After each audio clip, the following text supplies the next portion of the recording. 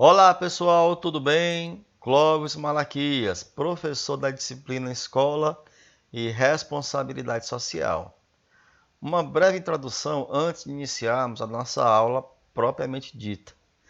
Quando falamos da palavra escola, talvez o que vem na maioria da mente das pessoas seja o prédio, o local onde há reunião de alunos e alunos, o corpo docente, a administração e os demais colaboradores de um modo geral. Isso acontece porque as pessoas só associam escola a esses exemplos agora citados. Escola vai muito mais além do que as suas salas de aulas, o que a torna ampla em seus aspectos e dá a ela, a escola, atributos muito mais específicos do que propriamente ensinar a ler e também a escrever. A escola tem responsabilidade e essa responsabilidade é com a sociedade como um todo. Bem, esse sou eu. Muito prazer em compartilhar minha experiência como professor e meus conhecimentos como pesquisador estudioso da área da educação. Turma, são mais de 20 anos de labuta, vencendo e com experiência de vencer todos os obstáculos que o ofício nos impõe. Ah, antes de iniciarmos com a aula, eu gostaria de dar uns avisos a vocês. Por isso eu quero que preste atenção no que eu vou dizer agora. Serão duas videoaulas, duas atividades e uma avaliação final. No decorrer das videoaulas, eu explicarei melhor como serão as atividades e na segunda e última videoaula, eu deixarei com vocês uma avaliação com perguntas objetivas e subjetivas. Pessoal, não pensemos nisso, pelo menos por enquanto, pois agora é hora de prestar atenção nas minhas palavras, agora é hora de aprender. Bom, eu iniciei nossa videoaula dizendo a vocês diretamente que a escola não se resume a prédios, servidores, alunos e alunas, etc. Isso é fato. Quando estudamos o assunto com muito mais profundidade, percebemos a tamanha da responsabilidade que a escola tem diante da sociedade. A família confia na escola, a sociedade também, mas principalmente nossos alunos e alunas, pelo menos a maioria. Não temos ainda a escola que queremos, até mesmo as particulares têm seus problemas, elas não são perfeitas. A educação, pessoal, ela é um investimento de longo prazo. E quanto mais tempo a gente ficar inerte, ou seja, parados, mais tempo vai demorar para que a escola que idealizamos se concretize, se torne real. Em suma, em resumo, a escola não é o prédio, assim como o ensino também não é aprendizagem superficial de conceitos e fórmulas. Bom, a escola é uma instituição social e sabemos que social é aquilo que se relaciona à sociedade. Parece até um tanto redundante e lógico, não é, turma? Pois bem, é assim mesmo. Vamos entender o porquê. Mas antes, eu gostaria de fazer uma pergunta para vocês. A pergunta é o seguinte: o que é a sociedade? Eu sei que vocês não podem me responder nesse momento, mas faça esse conceito aí na mente de vocês. Vou dar um tempinho para que vocês formalizem a ideia de sociedade. Daqui a pouco eu volto. Pronto. Acredito que a maioria fez o que eu pedi. Entretanto, eu sou sincero em dizer que conceituar a sociedade é um tanto complexo, pois a gente pode confundir o conceito de como gostaríamos que a sociedade fosse, ao invés de dizer como ela é de fato. Isso também acontece com a escola, como eu falei agora há pouco para vocês. Todavia, isso é recorrente porque tanto a escola como a sociedade têm diversas responsabilidades, diversas funções. Isso pode variar de acordo com o tipo de sociedade onde a escola está inserida. Por exemplo, mesmo dentro de uma mesma cidade ou mesmo bairro, as escolas podem alternar suas funções sociais de acordo com esse ambiente de inserção. Inclusive, no finalzinho aí do slide de vocês, vai afirmar o que eu acabei de dizer, com relação ao ambiente onde a escola está inserida. Eu vou ler, turma, essa parte final do slide. Diz o seguinte: para entendermos melhor o verdadeiro papel da escola, precisamos recorrer a várias ciências que podem nos ajudar a compreender como os diferentes tipos de escola se relacionam com os diferentes tipos de sociedade. Continuando, de acordo com o saudoso sociólogo Herbert José de Souza, mais conhecido como Betinho, no Brasil e no mundo, a realidade social ela está em contínua mudança. Por isso, precisa ser constantemente analisada. Por quê? Porque a sociedade ela é dinâmica. Para compreendermos melhor esse dinamismo, devemos considerar pelo menos 5 elementos, segundo Betinho. Primeiro, acontecimentos. Segundo, cenários. Terceiro, atores. Quarto, relação de forças. E quinto elemento e último, articulação entre estrutura e conjuntura. Parece muita coisa para assimilar, não é, turma? Pois é, mas calma. Vou falar sobre cada um deles, cada um desses 5 elementos, resumidamente, e tenho certeza que vocês no final irão entender e fazer uma associação entre eles. Começando pelo primeiro, que são os acontecimentos. Acontecimentos têm importância também tem relação. E os acontecimentos, eles influenciam na vida das pessoas. Um exemplo bem disso, e atual, né, para que vocês entendam, é essa pandemia que pegou o mundo inteiro de surpresa. Empresas fechadas, escolas fechadas, isolamento social decretado. Esse acontecimento influencia muito a vida das pessoas. Na verdade, até hoje está influenciando, até, se Deus quiser, conseguir encontrar uma cura para essa enfermidade. Pessoal, o segundo elemento são os cenários. O que são cenários? São os espaços sociais e institucionais onde acontecem as mudanças. Como exemplo de cenários, podemos destacar os movimentos sociais. Uma coisa que eu quero que vocês lembrem com relação a cenários é que eles vão mudando de acordo com os acontecimentos e que também eles são entrelaçados, ou seja, os cenários são entrelaçados com os acontecimentos. Terceiro elemento, atores. São sujeitos sociais que agem e interagem. Esses atores podem ser coletivos ou individuais. Isso vai depender das circunstâncias envolvidas. O penúltimo elemento é a relação de forças. Todo acontecimento social envolve pessoas que sempre agem a favor ou contra algo que as perturba. Eu falei nisso para vocês, turma, que esses 5 elementos eles são ligados entre si, né? Eles se relacionam entre si, né? E observe aí a relação de forças, como ela tem relação com os atores e também com o cenário, né? E aí ela vai dizer o seguinte, que os acontecimentos que envolvem as pessoas, elas vão fazer com que elas ajam contra ou a favor. Isso vai depender muito das circunstâncias. E o último elemento é a articulação entre estrutura e conjuntura. Na verdade, turma, essa articulação entre estrutura e conjuntura, ela tem relação direta com a relação de forças, né? Ou seja, as lutas de classes, os capitalistas contra os proletariados, o povo, a população, inclusive até um nome até um pouco em desuso, proletariado, turma. Na verdade, são os grandes contra os pequenos, né? São os ricos contra os pobres, o governo contra o povo. É mais ou menos aí nesse sentido. A gente vai entender melhor essa última parte ao longo dessa videoaula. Tá bom, turma? Bom, o que eu vou falar aqui é bem lógico, né?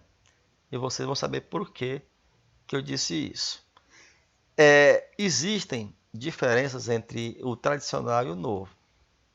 Existem. Mas também existem semelhanças, pois o novo é o complemento do tradicional e o tradicional deu origem ao novo. Na verdade, turma, o novo ele surgiu após inúmeras críticas ao tradicional. Então ele surgiu do tradicional, no caso o novo. Na escola tradicional, marginalidade e ignorância andam de mãos dadas. A ignorância, que é a falta do conhecimento, foi um dos grandes problemas que o Brasil enfrentou, vírgula, e ainda enfrenta, pô. Pois mesmo com a democratização do ensino, o nosso país, vamos colocar como exemplo aqui a nossa região Nordeste, ainda existem pessoas que não sabem ler e nem escrever. Isso é um fato muito triste. E aí, voltando a falar sobre a escola tradicional. Mesmo com soluções ortodoxas, tais como repassar os conteúdos de maneira enciclopédica, isto é, a tradicional ela não tinha uma preocupação na qualidade, mas sim na quantidade de conhecimento que era repassada para os alunos. Por isso que ela não avançou, turma. Por isso que a escola tradicional ela não avançou. E daí surgiram propostas pedagógicas novas, né? Onde a preocupação estava centrada ou está centrada no sujeito, que são quem? Que são os alunos e as alunas, embora os métodos, as técnicas sejam o caminho trilhado pelos educadores, né, pelos professores para alcançar esses sujeitos principais da educação. O alvo, turma, são os alunos e as alunas, são vocês. A finalidade de existir escola, tradicional ou nova, né? Seja tradicional ou nova, são os sujeitos delas, que são, na verdade, os alunos, vocês. Bom, falando em tecnologia, com os avanços tecnológicos, né, a vida em sociedade começou a mudar. Aos poucos, o conhecimento foi se transformando em instrumento de socialização, por que não dizer de inserção em um mercado de trabalho competitivo que estava cada vez mais em busca de pessoas com conhecimentos, turma. Com o capitalismo em avanço no mundo, com o capitalismo em avanço no mundo, surge uma pessoa, um estudioso, um filósofo, com propostas novas voltadas para a educação. Propostas estas que ressignificaram os métodos e modelos vigentes, né, que estavam atuando na época, e que fossem fundamentados totalmente nos sujeitos principais da educação. Né? Na verdade, o surgimento desse filósofo, né, do John Dewey, foi para criticar o modelo tradicional do ensino que até então era vigente na época. E aí vai surgir esse filósofo, né, que é o americano John Dewey, acho que a pronúncia é essa, que propõe então a escola nova, uma pedagogia moderna, articulada e voltada diretamente para os interesses da sociedade. Turma, é importante que vocês saibam que essas ideias de Dewey são do século XIX, já iniciando o século XX, né? O final do século XIX para o início do século XX, em que os efeitos da Revolução Industrial, no caso, eram sentidos na época, né? Tanto na vida moral quanto na vida pessoal dos homens e mulheres da época, né? A Revolução Industrial ela surgiu no século XIX, né? E aí Dewey ele aparece com essa proposta, né? Com essa pedagogia nova, onde ele criticava o modelo tradicional e ele dizia que a educação devia se voltar para o sujeito, principalmente para os sujeitos da educação, que são os alunos, né? Como eu falei para vocês agora há pouco. Para a gente entender, turma, um pouco o tempo que Dewey ele viveu, para poder contextualizar um pouco o tempo que ele viveu, o filósofo John Dewey, a gente pode imaginar que os tempos estavam mudando. O progresso era visível e presente no meio da sociedade. Progresso esse que beneficiava a todos de uma forma direta e indireta. As novas tecnologias trouxeram os transportes, a luz elétrica, mudando radicalmente a vida de quem morava nos centros urbanos, ou seja, nas cidades. A mulher não era mais ensinada a ser somente dona de casa, mãe, rainha do lar. As mulheres começaram a ocupar o mercado de trabalho e de lá nunca mais saíram. Diante de tais mudanças, o grande estudioso e filósofo John Dewey entendeu que a educação deveria proporcionar aos educandos uma capacidade mental e instrumental suficiente e que caberia à escola socializar esses educandos, salvaguardando-os dos prejuízos ligados ao individualismo proporcionado pelo capitalismo emergente. Dewey ele estava preocupado, turma, com o surgimento assim do capitalismo, né, que estava em avanço na época, e também das inovações tecnológicas, e ele defendia que a educação deveria proporcionar aos alunos, né, uma capacidade mental e instrumental para que eles pudessem evitar a questão do individualismo que era proporcionado pelo capitalismo emergente da época, né? Que isso surgiu logo após a Revolução Industrial, né? Onde as pessoas elas tinham trabalho e aí elas tinham dinheiro para consumir. Falando mais um pouco sobre esse grande filósofo, né, o John Dewey, né, e também sobre a proposta nova dele, pedagógica, as propostas pedagógicas dele, né. A proposta pedagógica de Dewey, que era moderna, articulada, voltada diretamente para os interesses da sociedade, fundamentava-se em dois conceitos básicos. Primeiro, o pragmatismo e depois o liberalismo. No pragmatismo, Dewey dizia, ou ele percebia, que para se ter uma educação capacitadora e emancipadora, era necessário que as ações dos indivíduos fossem condizentes tanto para o trabalho como também para a vida e sociedade. Aquilo ele chamava de racionalização. Turma, não adiantava preparar o homem só para o mercado de trabalho, mas sim também para a vida e sociedade. É o que dizia o pragmatismo. Na visão dele, de nada servia uma educação voltada somente para o mercado de trabalho, para servir o capitalismo, né? Foi o que eu acabei de dizer. Com relação ao liberalismo, segundo Dewey, ele proporcionaria uma liberdade individual para aprender por meio de experiências e interesses pessoais, bem ao contrário dos currículos previstos na escola tradicional, que eram uniformes e impositivos. Inclusive, com a nova, as novas mudanças que ocorrerão no novo método de ensino médio, né, turma? A gente sabe que os currículos eles vão mudar, né, e não vão ser mais impositivos, né? Vão ser mais o aluno ele vai ter agora a liberdade de escolher o que ele quer estudar. E só terminando essa parte aqui de Dewey, os adeptos de Dewey eles eram chamados de escalanovistas. Escolanovistas, desculpa, turma. É um nome até um pouco estranho, né? E eles faziam duas críticas ao modelo tradicional, dizendo, entre outras coisas, que os métodos deles eram baseados na repetição e na memorização. A maior crítica dos escolanovistas com relação ao modelo tradicional é que ele dizia que esse modelo ele era baseado somente na repetição e na memorização, né?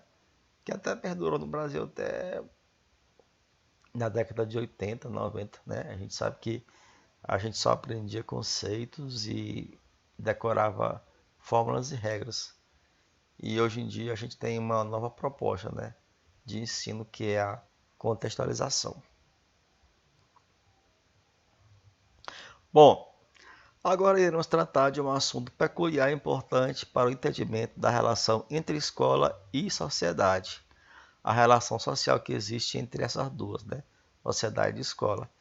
Trataremos agora do assunto escola nova. Trataremos agora do assunto escola nova, turma.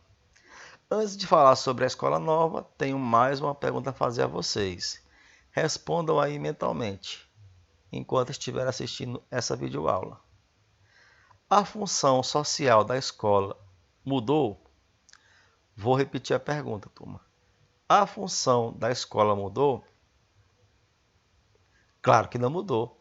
E com certeza não mudará. Com certeza não mudará. Pelo menos, turma, pelo menos,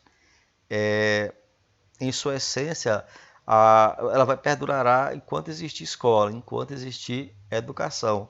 Na escola, enquanto existir educação, na escola nova, a marginalidade era causada pelos desajustes e também pela inaptidão.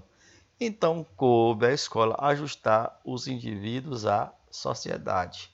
Essa era a função social da escola nova, ajustar os indivíduos à sociedade. A escola nova negou, né, criticou, negou, a tradicional e substitui a ênfase nos conteúdos pela valorização do processo de aprendizagem, né?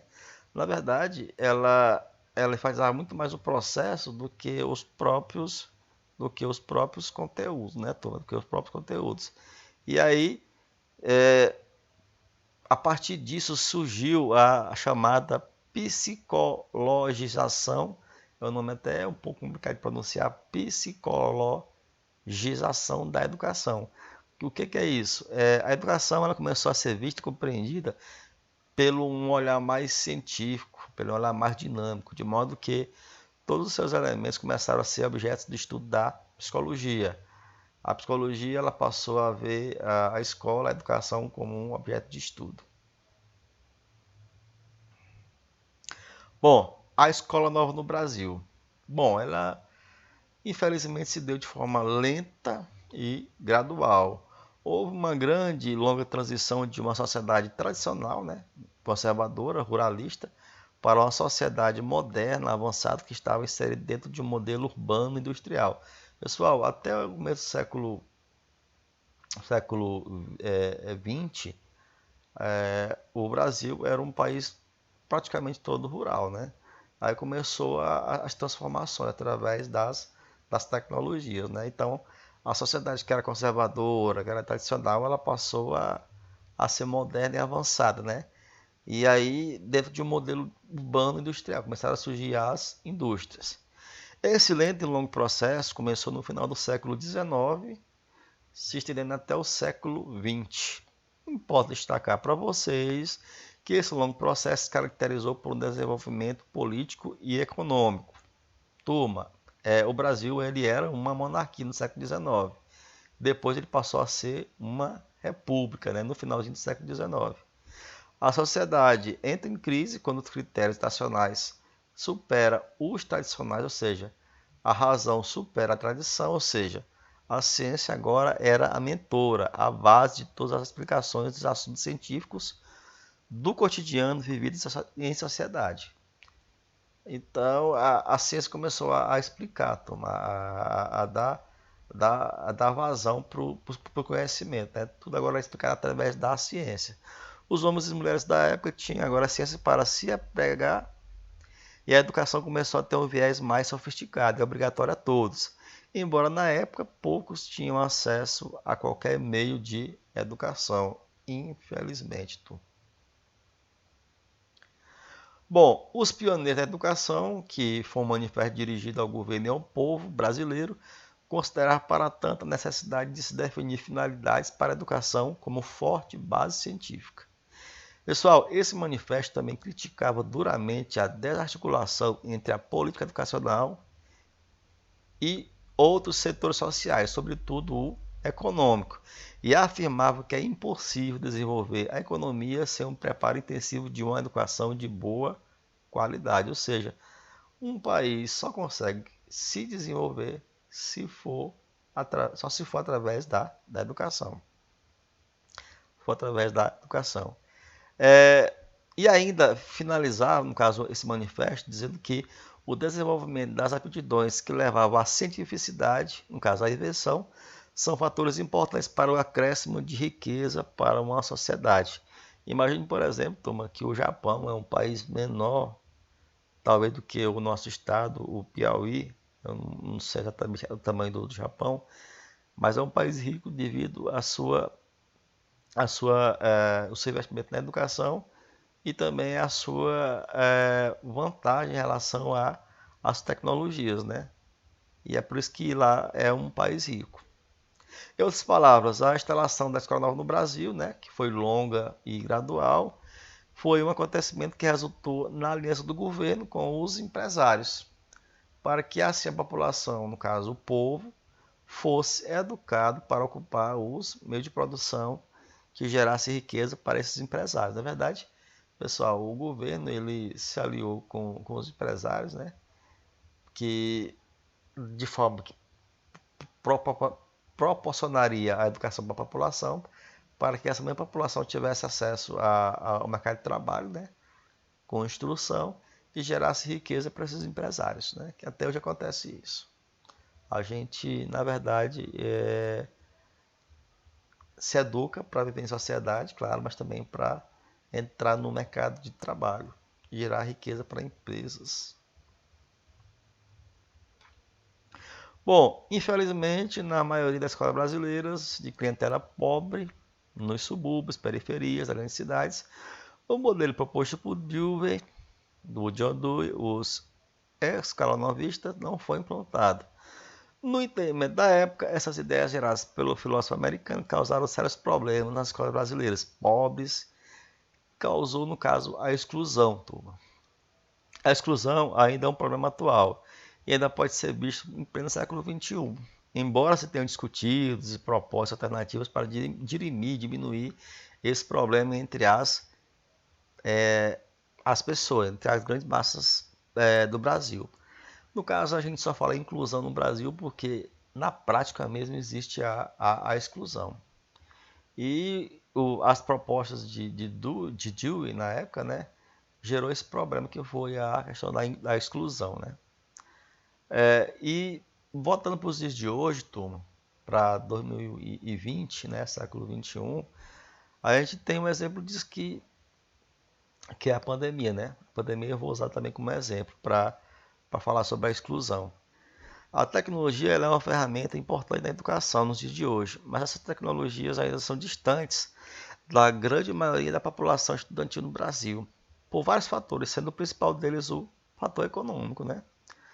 No caso, as, os alunos de escolas públicas eles têm pouco acesso às tecnologias por conta desse fator, né? Que é o econômico.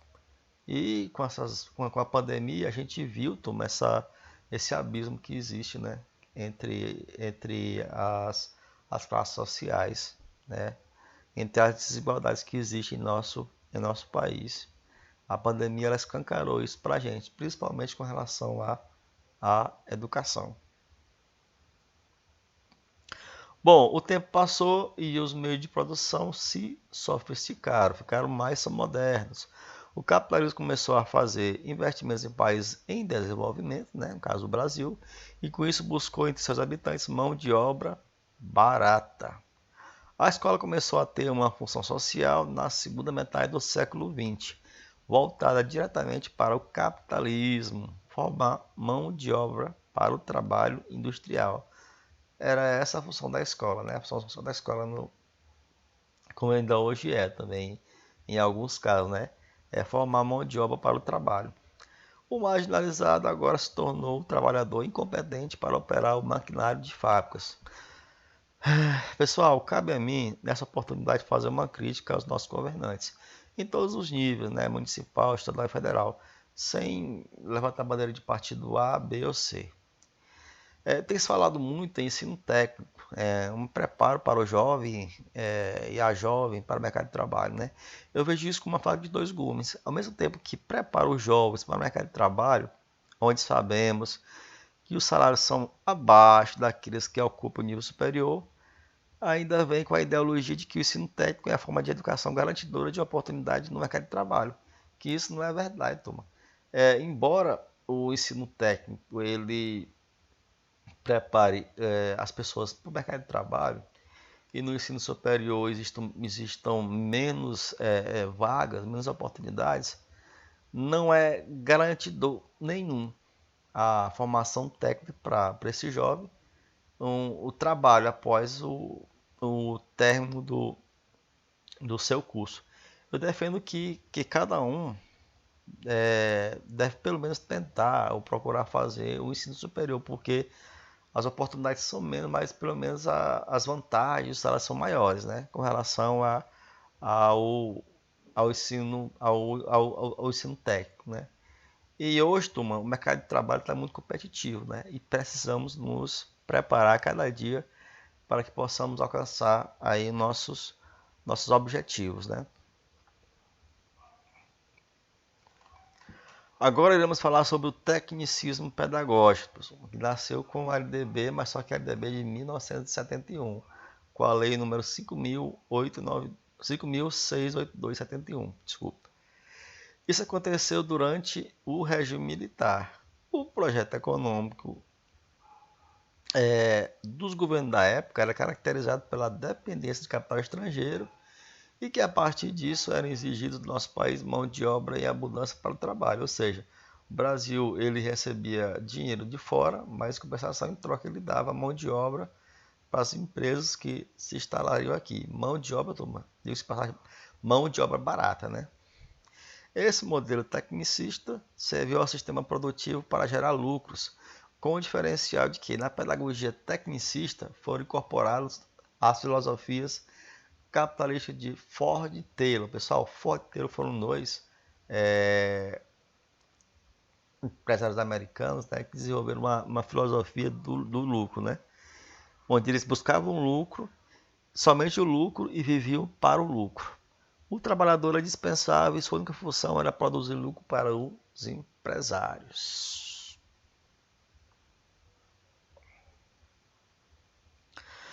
Turma, estamos terminando essa primeira videoaula. Após esse último slide, eu vou dar a vocês alguns avisos. Fiquem atentos e prestem muita atenção no que eu vou dizer a vocês. Bom, voltando aqui para a aula. A teoria crítico-reprodutivista eram defendidas por dois sociólogos, Pierre Bourdieu e Jean-Claude Passeron, na obra A Reprodução, Elementos para uma Teoria de Sistema de Ensino. O ponto de partida de suas análises era a relação entre o sistema de ensino e o sistema social. Segundo eles, a sociedade marca de maneira irreversível a carreira escolar e, consequentemente, a destinação social e profissional do indivíduo. Em outras palavras, os dois grandes filósofos e estudiosos quiseram dizer que a sociedade é responsável direta e indiretamente com o futuro da educação de seus filhos. E o que o destino social, ou seja, o destino profissional que os levará para a contemplação de todos os benefícios gerados pelo sistema capitalista vai depender em todos os aspectos da carreira escolar de cada um. Em um país onde os governantes não investem em educação e nem tampouco têm a educação como prioridade, é uma exceção que poucos alunos de escolas públicas consigam conquistar espaço ainda pertencentes aos privilegiados economicamente, pessoal. Isso é fato, né? O que esses dois autores quiseram dizer é que a educação ela vai levar a te levar ao benefício gerado pelo, pelo fruto dos estudos, né? Questão de segurança social, questão de ascensão também social, turma. Esse é um dos aspectos que vai garantir através dos estudos, né? Bom, pessoal, terminamos a primeira videoaula. Serão duas, como eu avisei a vocês, né? O que eu vou querer de vocês nesse primeiro momento é que assistam essa videoaula, óbvio, mas além disso que leiam o material também. Pessoal, não adianta somente assistir a videoaula, leiam o material de vocês também, viu? Para vocês situarem, a gente estudou até a página 23 do material que eu disponibilizei para vocês. Eu deixo aqui com vocês meus contatos, tá aqui, né, no slide, caso queiram tirar alguma dúvida comigo com relação à videoaula. Não fiquem acanhados, fale comigo na hora que puderem e precisarem, combinado? Com relação à nossa primeira atividade, eu vou disponibilizar para vocês em breve. Primeiro, eu vou dar um tempo para que vocês assistam a videoaula, leiam o material e só então eu postarei a primeira atividade para vocês responderem. Era só isso que eu tinha para falar nesse primeiro momento, mais informações virão na próxima aula. Em resumo, assistam a videoaula, leiam o material e espere eu postar a atividade de vocês. No mais, fiquem com Deus, que Nosso Senhor abençoe a todos e até breve.